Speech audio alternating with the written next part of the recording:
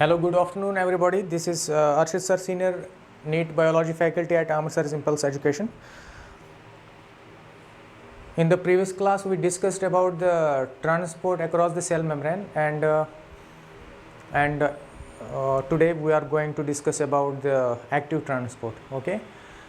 उसी कल का जो लेक्चर था उसमें पार्ट 1 हमने डिस्कस किया, उसमें हमने पैसिव ट्रांसपोर्ट को डिस्कस किया था.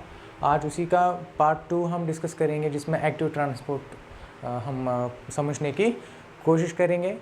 Okay, and I hope you all are fine and I wish you good luck for your upcoming exams. देन आज एक इम्पॉर्टेंट पार्ट रहेगा इसका जिसमें हम एक्टिव ट्रांसपोर्ट और साथ ही साथ हम बल्क ट्रांसपोर्ट भी डिस्कस करेंगे और इस बड़े से टॉपिक को हम कंप्लीट करने की कोशिश करेंगे. So let's start with the active transport. Okay, active transport.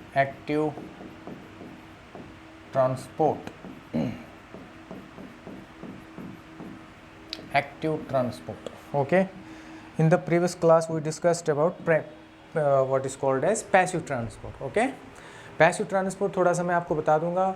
passive transport क्या होता है? It is also called as downhill transport. passive transport की मैं बात कर रहा हूँ, उसको हम downhill transport भी बोलते हैं, और जहाँ से चीज़ें मूव करती हैं from the region of high concentration to low concentration, और वहाँ पे कोई भी metabolic energy की expenditure नहीं होता है. ठीक है. एक्टिव ट्रांसपोर्ट की अगर हम बात करें, ओके, एक्टिव ट्रांसपोर्ट एक ऐसा ट्रांसपोर्ट है जिसको हम अपहिल ट्रांसपोर्ट बोलेंगे. अपहिल ट्रांसपोर्ट क्योंकि यहाँ पे चीज़ें from the region of lower concentration to the region of high concentration जाती है. ठीक है, from the region of low concentration to the region of high concentration जाती है, इसलिए हम इसको अपहिल ट्रांसपोर्ट बोलेंगे. और इसमें मेटाबॉलिक एनर्जी का एक्सपेंडिचर होता है. ओके, ठीक है. सो कैसे डिफाइन करेंगे इसको? When the movement of substances takes place from the region of low concentration to the region of high concentration, okay, with the expenditure of metabolic energy, this type of transport across the cell membrane is called as active transport. समझ गए बात? ठीक है. Definition लिखते हैं क्या इसकी? चलो लिखते हैं इसकी definition. Okay,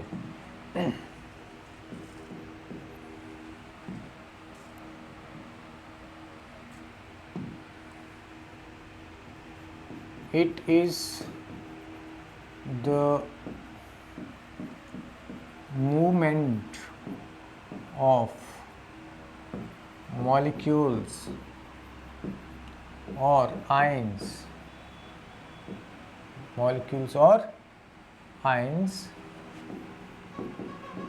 from the region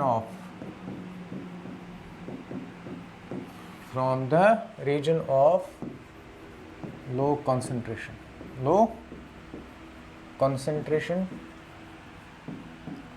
to the region of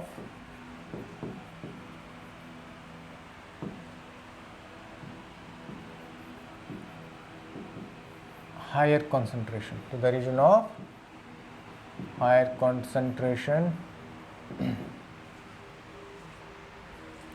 with the expenditure of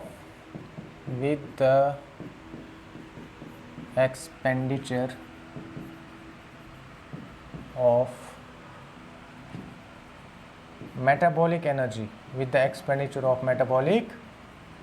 energy, जहाँ पे मेटाबॉलिक एनर्जी का एक्सपेंडिचर होता है, यूज़ होता है, मतलब एटीपी का जहाँ पे यूज़ होता है. ओके, तो क्योंकि यहाँ से from low to higher transport होता है, इसलिए इसको हम बोलते हैं क्या?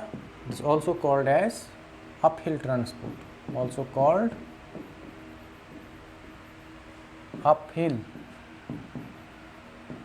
It's also called as uphill transport. क्योंकि यहाँ पे चीज़ें क्या जाती है? फ्रॉम लो टू हाई जाती है. लो टू हाई जाने को हम क्या बोलेंगे? डाउन द कंसंट्रेशन बोलेंगे या अगेंस्ट द कंसंट्रेशन बोलेंगे? अगेंस्ट. यहाँ पे मूवमेंट क्या होता है सब्सटेंसेस का? मूवमेंट ऑफ सब्सटेंसेस क्या होता है? Against the concentration gradient, the concentration gradient बोलेंगे हम इसको, ठीक है, DIENT, against the concentration gradient.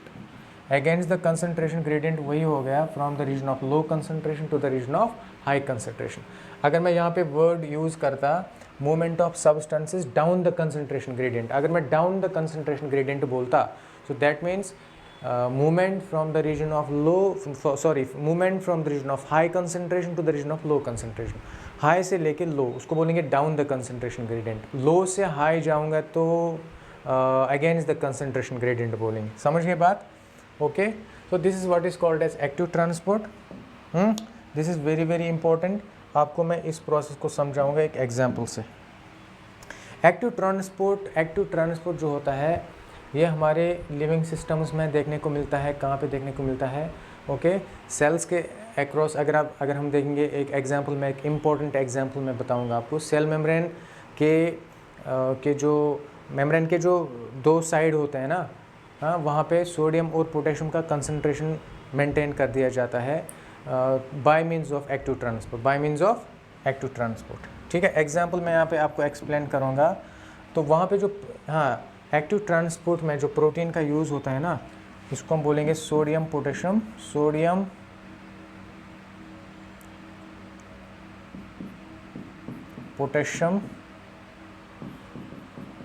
Exchange pump, इसको बोलते हैं सोडियम पोटेशियम एक्सचेंज पंप बोलते हैं इसको। क्या बोलते हैं इसको? सोडियम पोटेशियम एक्सचेंज पंप बोलते हैं इसको, या हम इसको सोडियम पोटेशियम एक्सचेंजर भी बोलते हैं। क्या बोलते हैं?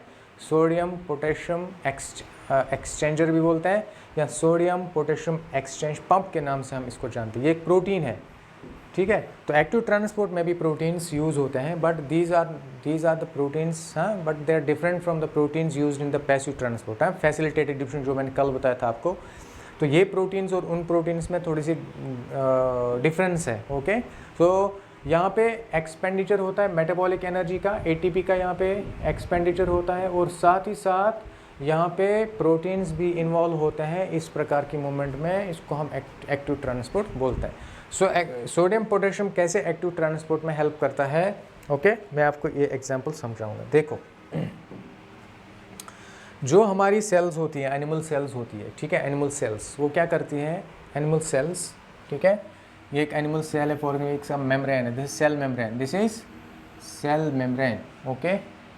ओके, मैं आपको एक्टिव ट्रांसपोर्ट समझा रहा हूँ through sodium potassium exchange pump. जो प्रोटीन यहाँ पे यूज़ होता है, वो प्रोटीन एक्टिव ट्रांसपोर्ट करने में कैसे हेल्प करता है, वो चीज़ मैं आपको यहाँ पे समझा रहा हूँ।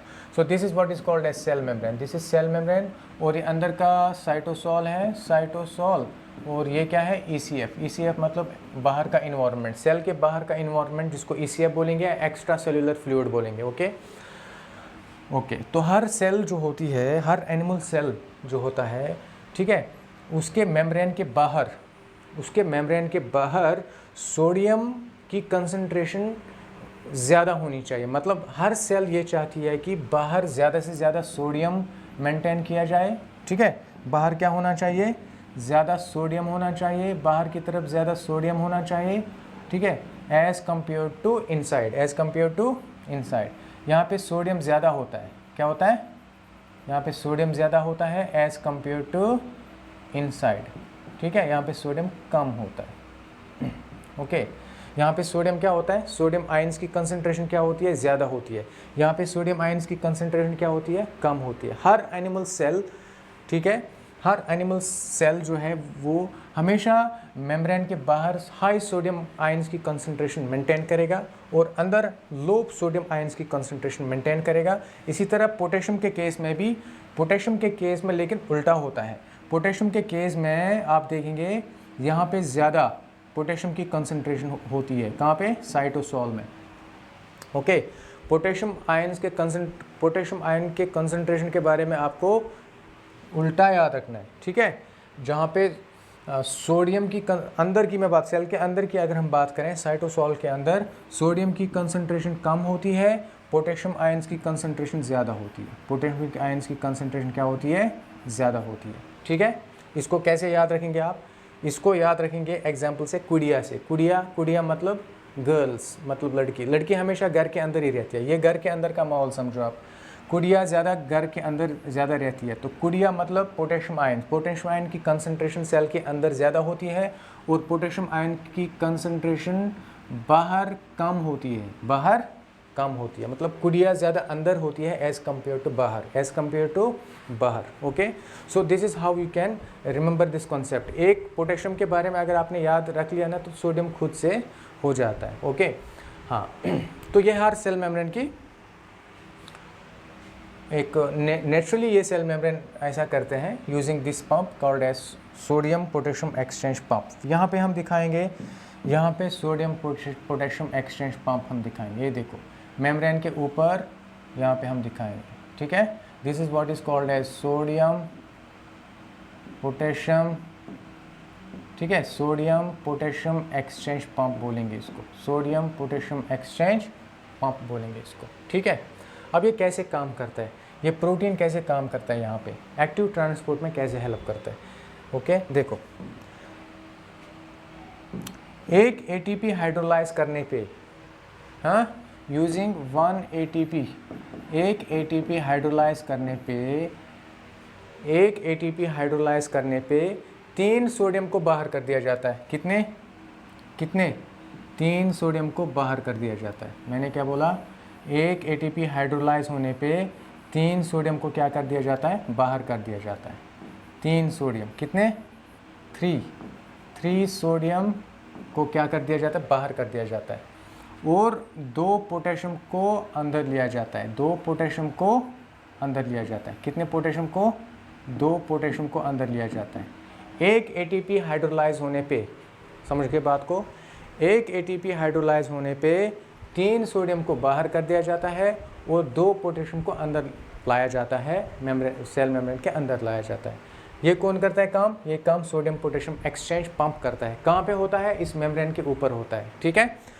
ये इस तरह की ट्रांसपोर्ट को क्या बोलेंगे, एक्टिव ट्रांसपोर्ट बोलेंगे। क्यों बोलेंगे, क्योंकि यहाँ पे मूवमेंट ऑफ आयन्स होता है from the region of low concentration to region of high concentration. देखो कैसे, यहाँ पे सोडियम की कंसंट्रेशन कम है, ठीक है, यहाँ पे सोडियम की कंसंट्रेशन कम है सेल साइटोसॉल के अंदर, ठीक है। लेकिन तब भी क्या होता है, 3 सोडियम को बाहर कर दिया जाता है from the region of low concentration to the region of high concentration. Okay, similarly अगर आप पोटेशियम के केस में देखोगे, बाहर पोटेशियम की कंसंट्रेशन कम है, ठीक है, अंदर ज़्यादा है, तब भी क्या होता है, पोटेशियम को बाहर से अंदर लाया जाता है, ठीक है। और ये काम ऐसे नहीं होता, ये काम ऐसे नहीं होता, ठीक है। ये डिफ्यूजन वाला प्रोसेस नहीं है, ठीक है, या फैसिलिटेटेड डिफ्यूजन वाला प्रोसेस नहीं है, क्योंकि वहाँ पे कोई एक्सपेंडिचर ऑफ मेटाबॉलिक एनर्जी उधर नहीं होता। लेकिन यहाँ पे ज़रूरी है, यहाँ पे एक्सपेंडिचर का, एनर्जी का एक्सपेंडिचर होना बहुत ही ज़रूरी है। सो यूजिंग मेटाबॉलिक एनर्जी, ठीक है, using metabolic energy upon the hydrolysis of 1 ATP, एक एटीपी के हाइड्रोलिसिस पे 3 सोडियम को बाहर कर दिया जाता है, 2 पोटेशियम को अंदर लाया जाता है, ठीक है। इस तरह से मेम्ब्रेन के ऊपर वो जो जिसको हम, हाँ, जिसको आयंस का कंसंट्रेशन हम बोलेंगे, या मेम्ब्रेन के का जो पोटेंशियल डिफरेंस है, ओके, मेम्ब्रेन के सरफेस, अंदर वाले और बाहर के सरफेस पे जो पोटेंशियल डिफरेंस है उसको मेंटेन कर दिया जाता है। आपको पता है बाहर का मेम्ब्रेन, बाहर का जो एरिया है, मेम्ब्रेन के बाहर का जो एरिया है उसको पॉजिटिव बनाया जाता है, उसको पॉजिटिव मेंटेन किया जाता है, और वही अंदर नेगेटिव मेंटेन कर दिया जाता है। ये कौन करता है, एक्टिव ट्रांसपोर्ट की वजह से ही होता है, जिसमें सोडियम पोटेशियम एक्सचेंज पंप का बहुत ही इंपॉर्टेंट रोल है। समझ गए बात को। दिस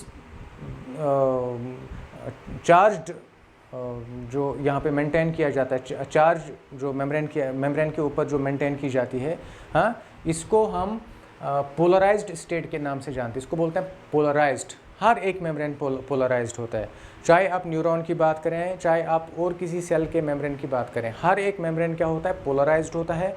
पोलराइज्ड का मतलब बाहर पॉजिटिव, अंदर नेगेटिव होता है। वो कैसे होता है, जब ज़्यादा से ज़्यादा सोडियम आयंस बाहर जाएंगे और पोटेशियम आयंस क्या जाएंगे, अंदर आ जाएंगे। ऑलरेडी सेल के अंदर नेगेटिवली चार्ज डीएनए हो जाता है, तो अंदर पॉजिटिव चार्ज कम हो जाती है एज़ कम्पेयर टू बाहर, इसलिए हम उसको रिप्रेजेंट करते हैं माइनस से, हाँ, माइनस से रिप्रेजेंट करते हैं।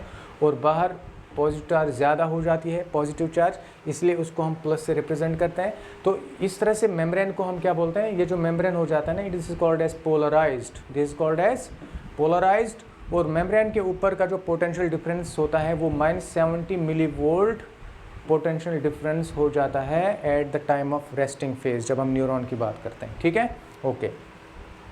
अच्छा, so this is what is called as active transport. So active transport basically हमने कैसे डिफाइन किया, एक्टिव ट्रांसपोर्ट का मतलब क्या होता है, it's the movement of molecules, movement of molecules या आइंस, मॉलिक्यूल्स या आइंस का movement from the region of low concentration, हाँ, लो कंसंट्रेशन से हाई कंसंट्रेशन की तरफ मूवमेंट होना, ठीक है। जैसे यहाँ पे था, यहाँ पे क्या था, देखो यहाँ पे क्या था, यहाँ पे क्या था, लो कंसंट्रेशन था सोडियम का, यहाँ पे हाई कंसंट्रेशन है सोडियम का। सो तब भी क्या होता है, yet the molecules are transported from the region of low to high, okay.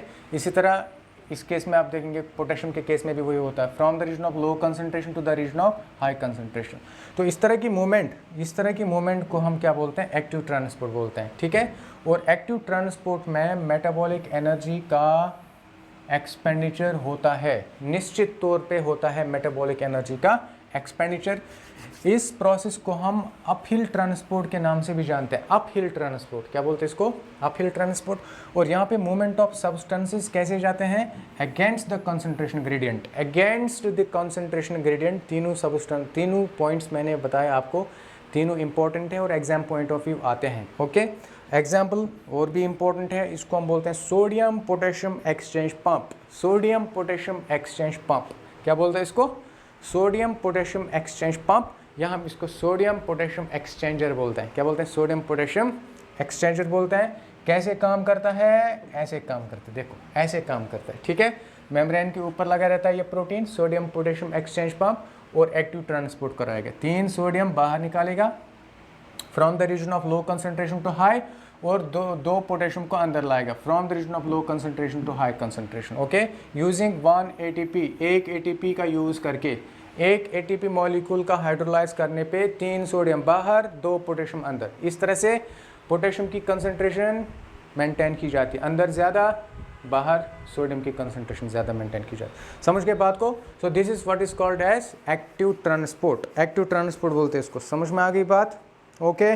चलो नेक्स्ट जो ट्रांसपोर्ट है, लास्ट जो ट्रांसपोर्ट आता है इसमें, that's called as bulk transport, that's called as bulk transport बोलते हैं इसको, बल्क ट्रांसपोर्ट बोलेंगे, क्या बोलेंगे, bulk transport, okay. Right down.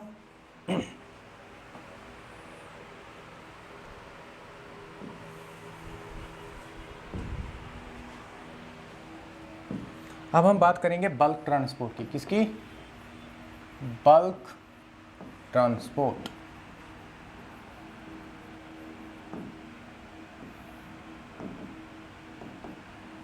Bulk transport की बात करेंगे। देखो, transport across the cell membrane, transport across the cell membrane जो है उसमें हमने पैसिव ट्रांसपोर्ट पढ़ा पहले, ओके, और उसके डिफरेंट टाइप्स पढ़े। फिर हमने पढ़ा पैसिव ट्रांसपोर्ट, उसकी एक एग्जांपल मैंने बताया आपकी, सोडियम पोटेशियम एक्सचेंज पंप। अब हम पढ़ेंगे तीसरा जो है, that is called as bulk transport, that's called as bulk transport, bulk transport. What is bulk transport? Bulk transport का मतलब होता है कि अगर जब मेम्ब्रेन के थ्रू क्या होगा, चीज़ें जब मूवमेंट ऑफ सब्सटेंसेस होगा, मूवमेंट ऑफ सब्सटेंसेस होगा, सब्सटेंसेस का मूवमेंट होगा इन लार्ज क्वांटिटीज़, ठीक है।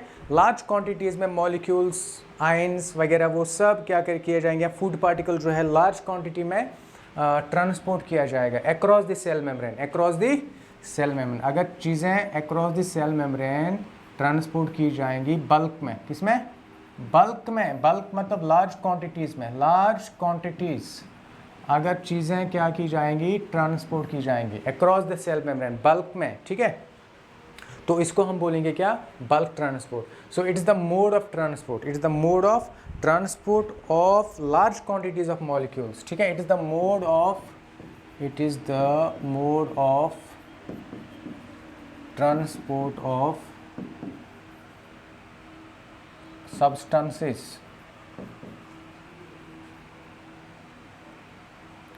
ठीक है, it is the mode of transport of substances, ठीक है, in large quantities, in large quantities, ठीक है, लार्ज क्वांटिटीज। कौन कौन से सब्सटेंसेस हो सकते हैं? ये कोई फूड पार्टिकल भी हो सकता है, ये कोई आयन, कोई कुछ आयन्स हो सकते हैं, या कोई मैक्रोमोलिक्यूल्स या माइक्रोमोलिक्यूल्स जो भी होगा, ठीक है, ठीक है। जब इनको सेल मेम्ब्रेन के अक्रॉस क्या किया जाता है, ट्रांसपोर्ट कराया जाता है सेल मेम्ब्रेन के अक्रॉस लार्ज क्वांटिटीज़ में, तो इस तरह के ट्रांसपोर्ट को हम क्या बोलेंगे? बल्क ट्रांसपोर्ट बोलेंगे, ठीक है। ये प्रोसेस होता कैसे है? This process takes place by the folding and fusion of the cell membrane, ठीक है। सेल मेम्ब्रेन की फोल्डिंग और फ्यूजन की वजह से फोल्ड हो जाएगा सेल मेम्ब्रेन। फॉर एग्जांपल यहाँ पे कोई चीज़ है, ओके, इसमें सेल मेम्ब्रेन क्या करेगा? फोल्ड हो जाएगा, ऐसे फोल्ड हो जाएगा, ठीक है, दोनों साइड से फोल्ड हो जाएगा, और क्या बनेगा यहाँ पे, ठीक है। फोल्ड होने के बाद ये मेम्ब्रेन पूरा फ्यूज़ हो जाएगा। फोल्ड एंड फ्यूजन की वजह से ये जो वेजिकल यहाँ पे बनता है, ठीक है, इसको हम बोलते हैं कैरियर वेजिकल, जिसके अंदर ये फूड वगैरह जो भी ट्रांसपोर्ट करना हो, okay. So this process takes place by the folding and fusion of the cell membrane. Folding and takes place through folding and fusion of cell membrane, okay, in the form of vesicles, in the form of vesicles, ठीक है। तो ये क्या बनाएगा? Folding और fusion की वजह से वेजिकल्स बनेंगे, vesicles called carrier vesicles, carrier vesicles, इनको कैरियर वेजिकल्स बोलेंगे, जिनके अंदर ये मॉलिक्यूल या सब्सटेंस जो है जिसके अंदर आ जाता है, ओके, और सेल के अंदर फिर उसका डिफरेंट प्रोसेस किया जाता है, वो अलग बात है, ओके। बाद में इसके साथ लाइसोसोम्स जुड़ जाते हैं, ठीक है, इसकी लाइसिस करते हैं, ब्रेक डाउन करते हैं वगैरह, ठीक है। फिर वो सब्सटेंसेस को जो डाइजेस्ट किए गए उसको फिर पूरे सेल के अंदर उसको डिस्ट्रीब्यूट किया जाता है, ठीक है। बाकी फिर जो वेस्ट वहाँ पे बचता है उसको सेल के बाहर कर दिया जाता है, ठीक है। अच्छा, so what is called as carrier vesicles, जिनको हम कैरियर वेजिकल्स के नाम से जानते हैं। ये कैरियर वेजिकल्स बहुत ही इंपॉर्टेंट होते हैं, ठीक है।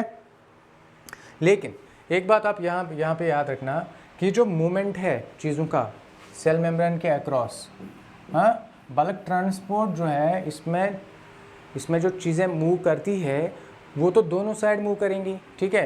कुछ चीज़ें बाहर जा सकती है, कुछ चीज़ें अंदर भी आ सकती है। So depending upon the direction के बेसिस पे, या कौन से डायरेक्शन में, ठीक है, कौन से डायरेक्शन में चीज़ों की मूवमेंट होती है, उस बेसिस पे इसके दो टाइप्स हैं। कितने टाइप्स हैं? दो टाइप्स हैं। एक को हम बोलते हैं एंडोसाइटोसिस, क्या बोलते हैं? एक को एंडोसाइटोसिस, और एक को हम बोलते हैं, इसके दो टाइप्स हैं, two types on the base of the direction of the movement. Bulk transport किधर की ओर हो रहा है, सेल के अंदर को ट्रांसपोर्ट हो रहा है, बाहर की तरफ हो रहा है, तो उस बेसिस पे इसके दो टाइप्स हैं। एक को हम बोलते हैं एंडोसाइटोसिस, एक को हम बोलते हैं एक्सोसाइटोसिस। एक को हम बोलते हैं एंडोसाइटोसिस, एक को हम बोलते हैं एक्सोसाइटोसिस। एंडोसाइटोसिस मतलब सेल के अंदर कोई चीज़ लेना, दैट इज एंडोसाइटोसिस, ठीक है। एक्सोसाइटोसिस मतलब सेल के बाहर कोई चीज़ करना, दैट्स कॉल्ड एज एक्सोसाइटोसिस। समझ के बाद पहले हम एंडोसाइटोसिस की बात करेंगे, उसके बाद एक्सोसाइटोसिस की बात करेंगे, ठीक है। पहले एंडोसाइटोसिस, ठीक है। चलो एंडोसाइटोसिस पे चलते हैं। Endocytosis,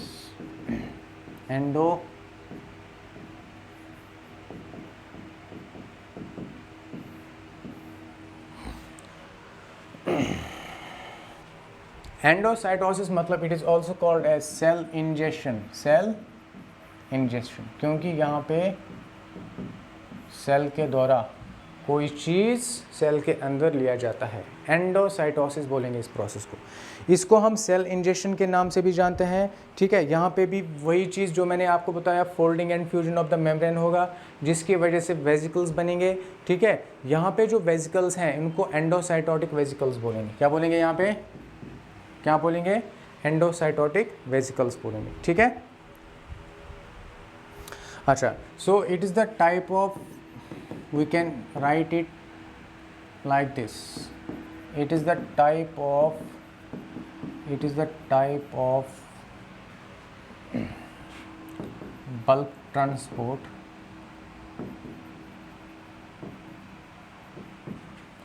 in which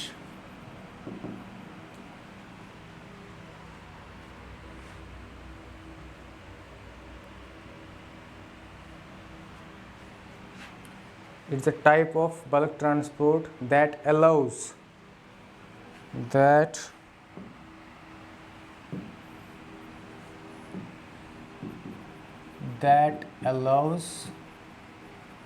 to internalize extracellular materials, that allows to internalize extracellular materials, जहाँ पे सेल के अंदर बाहर के मटेरियल्स जो हैं, जैसे फॉर एग्जांपल ये सेल मेम्ब्रेन है, ओके, ये सेल मेम्ब्रेन है, ठीक है। बाहर के मटेरियल्स जो हैं, एक्स्ट्रा सेलुलर मटेरियल्स को सेल के अंदर लिया जाता है, इंटरनलाइज किया जाता है, वही हो गया internalize extracellular materials, okay, ठीक है। अच्छा, इन द फॉर्म ऑफ कौन से वेजिकल, यहाँ पे कौन से वेजिकल्स बनते हैं, endocytotic vesicles, in the form of endocytotic vesicles बोलेंगे, in the form of endocytotic vesicles. यहाँ पे जो वेजिकल्स बनते हैं, ठीक है, वही प्रोसेस यहाँ पे भी होगा ना। कोई चीज़ अगर सेल के अंदर लेना है तो सेल क्या करेगा, इसका मेम्ब्रेन फोल्ड एंड फ्यूज़ हो जाएगा, ठीक है। यहाँ पे फोल्ड हुआ, फिर यहाँ पे फ्यूज़ हुआ, ये चीज़ें अंदर एक्स्ट्रा सेलुलर मटेरियल अंदर ले लिए उसने सेल ने, ठीक है। इसके बाद फिर ये वेजिकल बन गया, इस वेजिकल को हम बोलेंगे क्या, इसको बोलेंगे एंडोसाइटोटिक वेजिकल। क्या बोलेंगे इसको, एंडोसाइटोटिक वेजिकल बोलेंगे इसको। अब depending upon the material that is internalised, कौन सा मटेरियल, टाइप ऑफ मटेरियल का नेचर कैसा है, अगर वो फ्लूइड है, फ्लूइड नेचर का है, तो उसको पाइनोसाइटोसिस बोलेंगे। अगर वो सॉलिड मटेरियल है तो उसको क्या बोलेंगे, फैगोसाइटोसिस बोलेंगे। So it is further of two types, endocytosis is of two types, endocytosis is of two types, okay, depending upon the nature of the materials that has to be internalized. हाँ, उस material का nature कैसा है, okay, उस basis पे accordingly इसके दो types हैं, टू टाइप्स हैं इसके। कितने टाइप्स हैं, टू टाइप्स, इसके two types. One is called as pinocytosis, one is called as pinocytosis, ठीक है, and the other is called as, what is called as phagocytosis, phagocytosis, ठीक है।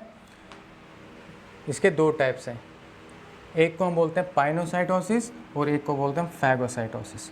पाइनोसाइटोसिस का मतलब ये है कि अगर कोई फ्लूइड वाला मटेरियल, ठीक है, फ्लूइड मटेरियल अगर इनटेक किया जाता है, फ्लूइड फॉर्म में अगर है, ठीक है, फ्लूइड है या आयंस हैं या मॉलिक्यूल्स हैं, ठीक है, एक्स्ट्रा सेलुलर फ्लूइड अगर है, क्या है, अगर वो एक्स्ट्रा सेलुलर फ्लूइड है, ठीक है, अगर एक्स्ट्रा सेलुलर फ्लूइड है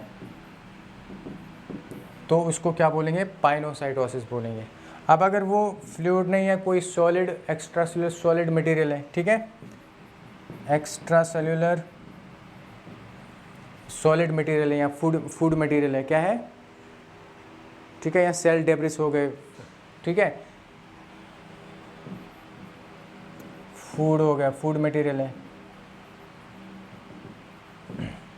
या सेल डेब्रिस अगर है, ठीक है, तो वो लिया जाता है by the process called as phagocytosis. इसीलिए पाइनोसाइटोसिस, क्योंकि फ्लूइड वाला फ्लूइड एक्स्ट्रा सेलुलर मैट्रिक्स यहाँ पे इंटरनलाइज किया जाता है, इसीलिए हम इसको क्या बोलते हैं, this is also called as cell drinking, इसलिए इसको सेल ड्रिंकिंग बोलते हैं, this is called as cell drinking बोलते हैं इसको, ठीक है। और इसको हम बोलते हैं क्या, सेल ईटिंग बोलते हैं, cell eating. This is called as cell eating और this is called as cell drinking. समझ के बात को? ओके। पाइनोसाइटोसिस और phagocytosis, these are the two types of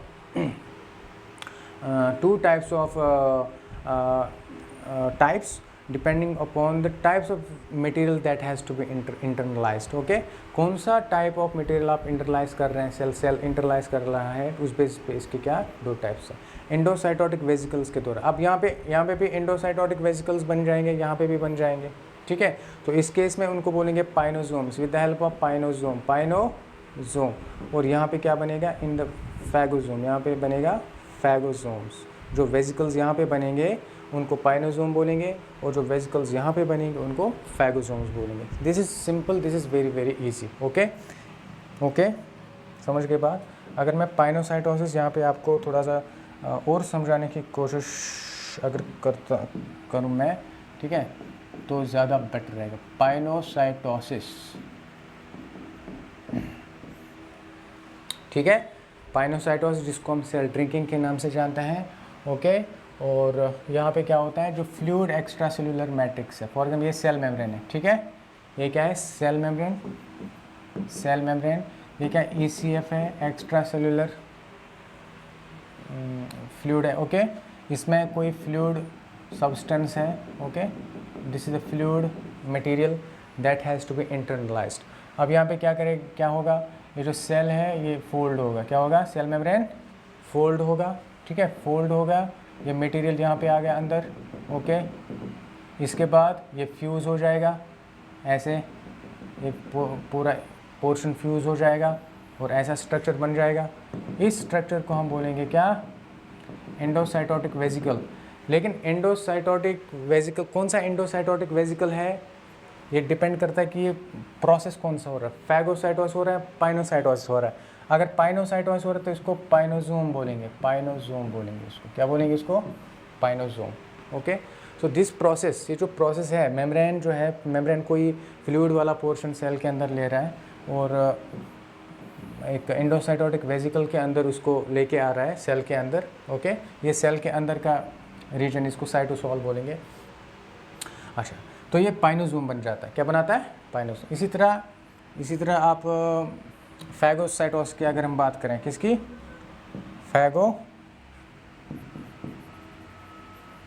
phagocytosis, अगर हम फैगोसाइटोसिस की बात करें तो फैगोसाइटोसिस में क्या होता है,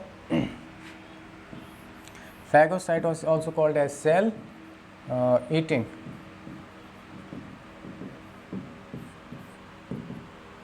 okay, phagocytosis also called as cell eating, ठीक है। यहाँ पे लार्ज पार्टिकल्स को इंजेस्ट किया जाता है, जैसे फॉर एग्जांपल अगर माइक्रोब्स हो गए, फूड पार्टिकल्स हो गए, सॉलिड फूड मटेरियल, ठीक है, या फिर कोई सेल डेब्रिस हो गया, या कोई डिजेनरेटिंग कोई अगर सेल है, कोई डिजेनरेटिक सेल है, वो इंटरनलाइज किया जाता है by the process called as phagocytosis. Okay, this process was discovered by Metchnikoff in 1883।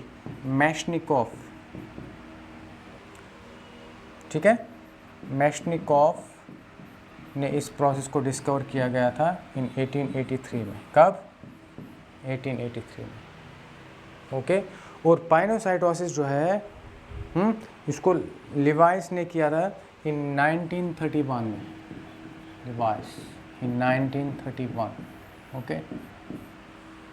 Okay, ठीक है, लिवाइस इन 1931 एंड मैशनिकोव इन 1883। इन्होंने इन दो प्रोसेस को क्या किया था, शाबाश, डिस्कवर किया गया था। ओके, समझ के बाद। अच्छा, तो हमारे बॉडी में भी ऐसे कुछ सेल्स हैं, ठीक है, जो ये वाला प्रोसेस करने की क्षमता रखते हैं, फैगोसाइटोसिस, ठीक है। हमारे बॉडी में भी कुछ फैगोसाइटिक सेल्स होते हैं जो फैगोसाइटोसिस करने में हेल्प करते हैं। जैसे फॉर एग्जांपल जैसे कुछ WBCs हो गए, ठीक है। WBCs में कौन कौन आता है, न्यूट्रोफिल्स आते हैं, न्यूट्रोफिल्स और मैक्रोफेज, ठीक है। ये क्या होता है, फैगोसाइटिक नेचर के होते हैं, मतलब ये बाहर का जो सॉलिड मटेरियल है, फॉर एग्जांपल, ठीक है, अगर ये सेल मेम्ब्रेन है, ओके, बाहर कोई सॉलिड फूड मटेरियल है, तो ये मेम्ब्रेन क्या हो जाएगा, फोल्ड हो जाएगा। फोल्ड और फ्यूजन की वजह से यहाँ पे एक वेसिकल बन जाएगा, जिसकी वजह से ये सॉलिड पार्टिकल सेल के अंदर लिया जाएगा इन द फॉर्म ऑफ वेसिकल। जो वेसिकल यहाँ पे बनेगा जिसके अंदर ये फूड पार्टिकल आ गया, इस वेसिकल को हम बोलेंगे फैगोसोम। क्या बोलेंगे इसको, फैगोसोम। ओके, फैगोसोम बोलेंगे इसको। इसी तरह से कुछ और भी सेल्स हैं, फैगोसाइटिक सेल्स हमारे ऑर्गन्स के डिफरेंट ऑर्गन्स में हम फैगोसाइटिक सेल्स पाए जाते हैं जो फैगोसाइटोसिस करते हैं। जैसे फॉर एग्जांपल कफर सेल्स होते हैं। कौन, Kupffer cells in the liver. Kupffer cells कहाँ पे होते हैं, लिवर में होते हैं। This is important, okay, PYQ है दिस द PYQ है। कफर सेल्स कहाँ पे पाए जाते हैं और क्या करते हैं। Kupffer cells are nothing but the phagocytic cells which carry out the process of phagocytosis. Phagocytosis मतलब किसी चीज़ को इनगल्फ करना, ठीक है। Engulfing is the process of engulfing of a solid material, या it the process of taking in the material into the cytoplasm of the cell, okay. इस process को हम बोलते हैं फैगोसाइटोसिस। इसी तरह से रेटिकुलर सेल्स होते हैं, या डेंड्राइटिक सेल्स बोलो। रेटिकुलर सेल्स कहाँ पे, स्प्लीन के केस में, स्प्लीन के केस में रेटिकुलर सेल्स होते हैं, ओके। अच्छा, इसी तरह से आप देखेंगे हिस्टोसाइट्स पाए जाते हैं कनेक्टिव टिश्यूज़, में हिस्टोसाइट्स होते हैं कनेक्टिव टिश्यूज़ के केस में, कनेक्टिव टिश्यू में देखने को मिलते हैं ये हिस्टोसाइट्स। इसी तरह से reticular cells, Kupffer cells, different WBCs like neutrophils and macrophages. So these are called as phagocytic cells in our body, जो हमारे बॉडी में पाए जाते हैं और फैगोसाइटोसिस करते हैं, ओके। समझ के बाद, so phagocytosis and pinocytosis, these are the two types of endocytosis. अब हम बात करते हैं एक्सोसाइटोसिस की। जब कोई सेल किसी चीज़ को सेल के बाहर कर देती है, okay. It means exocytosis nothing, exocytosis मतलब क्या होता है, कोई चीज़ अगर सेल से एग्जिट हो रहा है, ठीक है, एग्जिट ऑफ द सब्सटेंसेस में क्या आ सकता है, ठीक है, वेस्ट मटेरियल आएगा, ठीक है। एग्जिट ऑफ सब्सटेंसेस मतलब कोई डेड कोई चीज़ है, कोई मतलब डेड ऑर्गेनल है फॉर एग्जांपल, उसको सेल के बाहर करना ज़रूरी है। कैसे किया जाएगा वो, by the process called as exocytosis किया जाएगा, ठीक है, ओके। अब यहाँ पे भी वेसिकल, वही वाला वेसिकल बनेगा, लेकिन वो वेसिकल कैसा होगा, जैसे फॉर एग्जांपल यहाँ पे ये सेल मेम्ब्रेन है, ठीक है, ओके। इसने यहाँ पे कोई चीज़ लिया फॉर एग्जांपल, ओके। अब यहाँ पे एंडोसाइटोटिक वेसिकल बन गया, क्या बन गया, एंडोसाइटोटिक वेसिकल। अब इसके साथ क्या होता है, इसके साथ प्राइमरी लाइसोसोम, सेल के अंदर कुछ ऑर्गेनल्स आप पढ़ेंगे आगे जिनको हम लाइसोसोम्स बोलते हैं। प्राइमरी पहले बनने वाला जो लाइसोसोम है वो जब इसके साथ मिलता है, ठीक है, यहाँ से फॉर एग्जांपल यहाँ से आया प्राइमरी लाइसोसोम और वो भी इसके साथ मिला, किसके साथ, इस वेसिकल के साथ। This is called as vesicle, यहाँ पे इसको वेसिकल बोलेंगे, ओके। दिस इज वेसिकल, इस वेसिकल के साथ प्राइमरी लाइसोसोम बन गया, ओके। अब यहाँ पे जो स्ट्रक्चर बनता है, ठीक है, इसको हम बोलते हैं सेकेंडरी लाइसोसोम। क्या बोलेंगे इसको, सेकेंडरी लाइसोसोम बोलेंगे। सेकेंडरी लाइसोसोम बोलो या फैगोलाइसोसोम बोलो, ठीक है, एक ही बात है, फैगोलाइसोसोम। सेकेंडरी लाइसोसोम के अंदर जो एंजाइम्स होते हैं वो एक्टिव हो जाते हैं। प्राइमरी लाइसोसोम के अंदर एंजाइम्स एक्टिव नहीं होते, सेकेंडरी लाइसोसोम के अंदर एंजाइम्स एक्टिव हो जाते हैं। तो सेकेंडरी लाइसोसोम जो है वो इसके अंदर के जो फूड पार्टिकल है उसको क्या करते हैं, डाइजेस्ट करते हैं, उसकी लाइसिस कर देते हैं। क्या करते हैं, उसकी लाइसिस कर देते हैं, जिसकी वजह से सेल के अंदर और एक स्ट्रक्चर बनता है जिसको हम टर्शरी लाइसोसोम बोलते हैं, ठीक है, या रेजिडुअल बॉडी बोलेंगे उसको। अच्छा, तो वो रेजिडुअल बॉडी के अंदर पूरा वेस्ट ही होता है, बाकी जो एसेंशियल सब्सटेंसेस हैं वो पूरे सेल को डिस्ट्रीब्यूट कर दिए जाते हैं। तो ये रेजिडुअल बॉडी जो है it is nothing but the waste. अब इस वेस्ट को सेल के बाहर करना बहुत ज़रूरी है। सेल के बाहर कैसे किया जाएगा उसको? ये मेम्ब्रेन जो यहाँ से जा रहा है, ठीक है, यही मेम्ब्रेन का आउटफोल्डिंग हो जाएगा, ठीक है, इसी मेम्ब्रेन का आउटफोल्डिंग हो जाएगा इस तरह से, और इस रेजिडुअल बॉडी को बाहर कर देगा by the process called as exocytosis. This is the process called as exocytosis. Okay, समझ गए बात? तो यहाँ पे मेम्ब्रेन का इनफोल्डिंग होके एंडोसाइटोटिक वेसिकल बना था, ठीक है। यहाँ पे सेल मेम्ब्रेन का आउटफोल्डिंग होने की वजह से ये रेजिडुअल बॉडी को बाहर कर दिया गया। Okay, so this is how cell membrane works. Okay, cell membrane को अगर कोई चीज़ सेल के अंदर लेना है तो प्रोसेस को बोलेंगे एंडोसाइटोसिस, कोई चीज़ अगर सेल के बाहर करना है तो उस प्रोसेस को बोलेंगे एक्सोसाइटोसिस। एंडोसाइटोसिस भी दो तरह का होता है, depending upon which type of material has to be internalized. कौन सा मटेरियल सेल के अंदर लेना है, क्या वो मटेरियल फ्लूइड नेचर का है या सॉलिड फूड पार्टिकल है, उस बेसिस पे एंडोसाइटोसिस के दो टाइप्स हैं, one is called as pinocytosis and the other is called as phagocytosis. ठीक है, बाद में वो मटेरियल जो अंदर लिया गया आइदर थ्रू पाइनोसाइटोसिस और फैगोसाइटोसिस, ठीक है, उसकी क्या हो जाती है, लाइसिस हो जाती है, ठीक है। प्राइमरी और सेकेंडरी लाइसोसोम्स मिलके इसका लाइसिस करते हैं, ब्रेक डाउन करते हैं और रेजिडुअल बॉडी को बाहर कर दिया जाता है by the process called as exocytosis, ठीक है, जहाँ पे हम एग्जिट करते हैं सब्सटेंसेस की सेल से बाहर एग्जिट हो जाती है, ठीक है। इस तरह से ये जो टॉपिक है, ठीक है, इस तरह से ये जो टॉपिक है ना, ये पूरा यहाँ पे क्या हो जाता है, कंप्लीट। अपना टॉपिक क्या हो गया, कंप्लीट हो गया यहाँ पे, ठीक है। Transport across the cell membrane क्या हो जाता है, कंप्लीट हो जाता है। ओके, सो मुझे उम्मीद है आपने इस टॉपिक को अच्छे से समझा होगा। ओके, किसी को भी कोई भी डाउट अगर रहा हो तो you can ask in the comment box, ठीक है। आप अपने दोस्तों के साथ इन चीज़ों को अगर आप शेयर करेंगे तो हाँ, अगर किसी को फ़ायदा होता है, ओके, तो वो उनके लिए अच्छी बात हो जाएगी, हमारे लिए भी अच्छी बात हो जाएगी, ठीक है, आपके लिए भी अच्छी बात हो जाएगी। Okay, so it is better for you to share this good type of information to your friends, okay, and suggest them to see the videos and wish them good luck for their exams। okay, so I think कि आज का जो lecture है वो आपने अच्छे से समझा होगा।